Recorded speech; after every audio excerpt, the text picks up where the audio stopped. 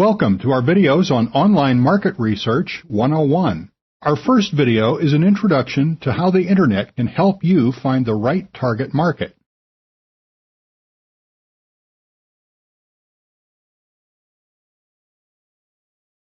In this set of videos, I'm going to talk you through how to do online market research. And specifically, we're going to be focusing how to use the Internet as a tool and where to go online to research new markets.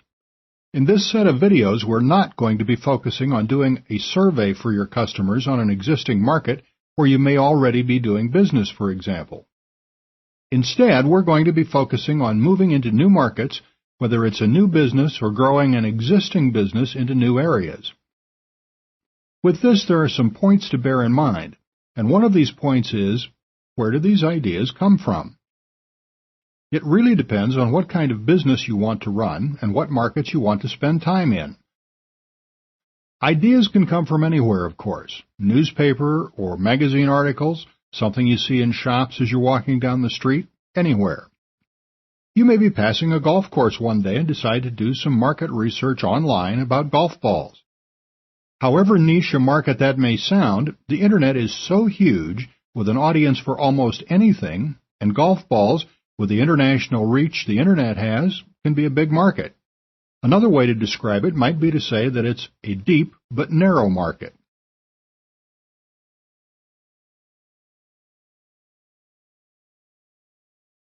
Okay, I've just done a quick Google search for golf balls, and it does appear to be quite competitive, with over 3 million results returned in the main organic results, which are main search results. And then the paid results show quite a few people competing here.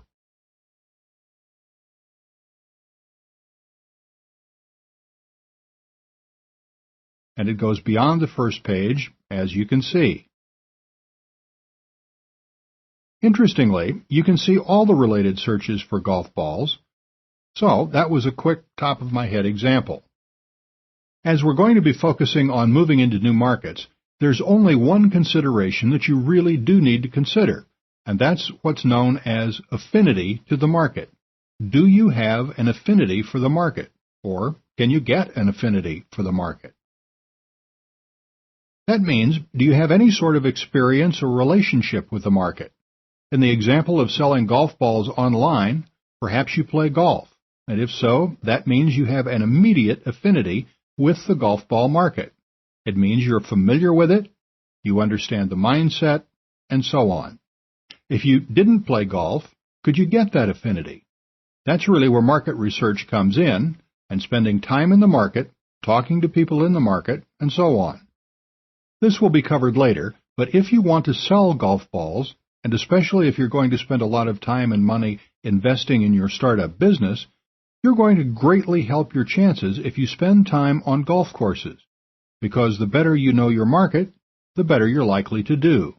Otherwise, you're just guessing, and guessing isn't very good for the health of a business.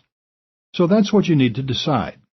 Think about all your interests, your knowledge, maybe your past careers. Do any of those potentially interest you as markets because you already have an affinity for them? Alternatively, ideas that come up for new markets to move into, can you get an affinity for those? That will be detailed in later videos. As I just previously mentioned, and I covered looking into your career history, hobbies, and so forth, obviously you would have an affinity for those markets. But I'm guessing that you wouldn't have a business there.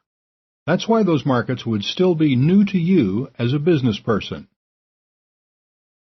So, that's a quick intro into what this video set is about, and in the following videos, we'll go a lot more in-depth into what you can do to begin researching markets, collecting information, some little-known ways to do market research online, and so forth.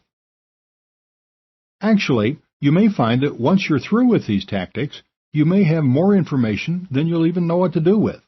That's a good thing, of course, but at some point, you'll have to stop your research and make your decision about whether to proceed into that market or not. Just before I wrap up this video, it's worth mentioning that I've mentioned time and money moving into this market, but this could be any size market, and you may wish to move into the market at any level you choose. You might want to make some extra money and maybe earn just $500 extra a month, or you might want to move into a market and build a $50,000 a month business quickly. So what you want to achieve is important as well. And that will determine what kind of time and money you're going to spend starting and growing your business, which will in turn influence how long you'll spend researching.